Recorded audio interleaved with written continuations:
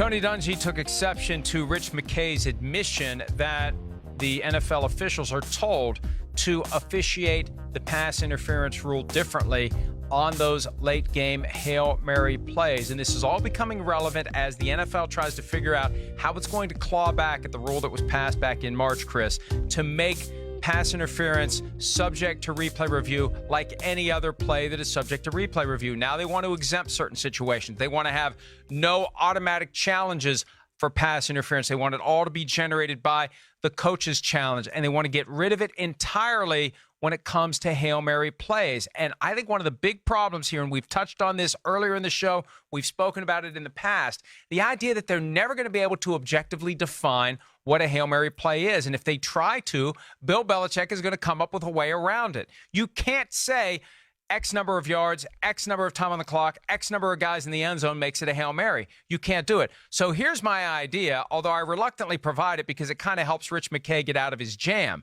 I think they just need to give the referee the power to say when it is a Hail Mary, to declare, know it when you see it, that's a Hail Mary play, either during or after. And the referee has the power to turn off replay review by saying that was a Hail Mary.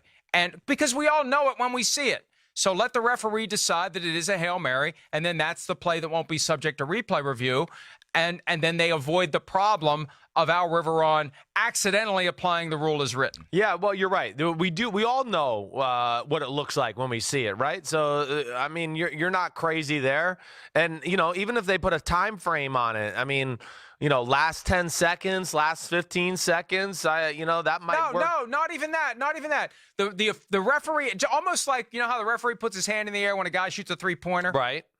In basketball? I got you, yeah. When the ball is thrown, the referee's been able to see the play. He's got that perfect vantage point behind the quarterback. He's seen the play develop. He knows the circumstances. The moment the ball comes out of the quarterback's hand, he throws his hand up in the air to indicate that the Hail Mary rules are in effect. And then, you know, it's not, now look, all the other officials know it too, because they know in those situations they're supposed to keep the flag deeper in their pocket, because Rich McKay has admitted they tell them that. But I mean, that's where you turn off replay review, because if you try to tie it to a time, if you say 10 or 15 seconds, you're going to have somebody try to throw a Hail Mary with 16 seconds left. Well, yeah. That's why they can't use any, and that's, I don't think we want to watch the end of a game factoring in how Bill Belichick is going to engineer his way around the Hail Mary rules. That takes away from the enjoyment and the strategy and the flow of the final minutes of a game. Yeah, well, no, you're right. I mean, yes, if there's going to be no penalties called, coaches are going to tinker with ways to cheat the system. We know that.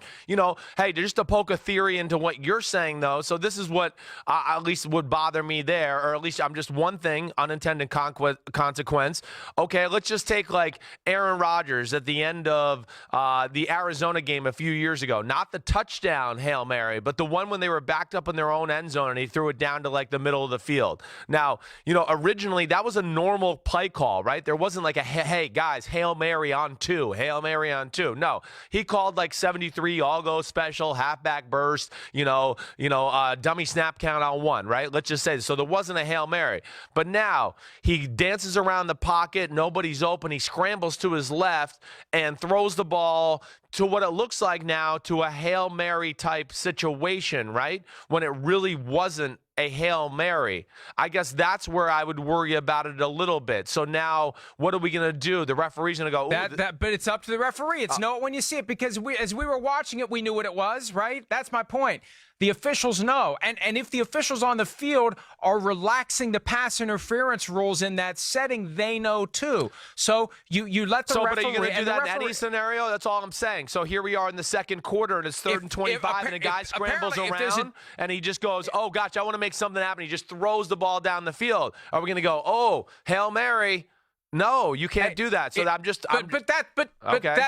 and you know what? The fact that we're having this conversation proves that there should not be two different sets of rules. Yes. They shouldn't have to worry about exempting replay review in Hail Mary settings. I'm just throwing stuff out there. I'm not trying to challenge but you're right. you. Yeah. But the point is, we are highlighting the fact. See, the NFL, in their effort to clumsily claw back at the law that's currently on the books, which is all pass interference is subject to replay review, no matter the circumstance, no matter whether it's Hail Mary or not Hail Mary.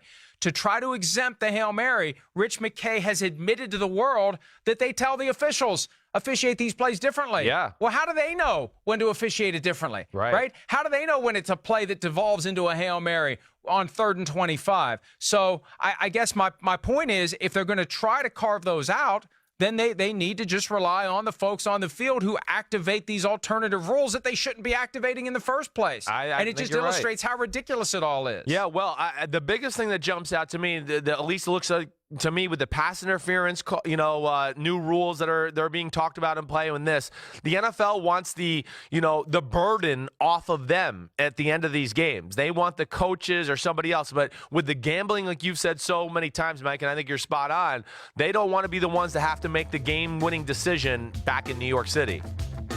Quarterback number 32 on the Chris Simms rankings right after this. Hi, I'm Mike Tirico, and thanks for watching. Make sure to hit subscribe for the latest news and highlights from NBC Sports.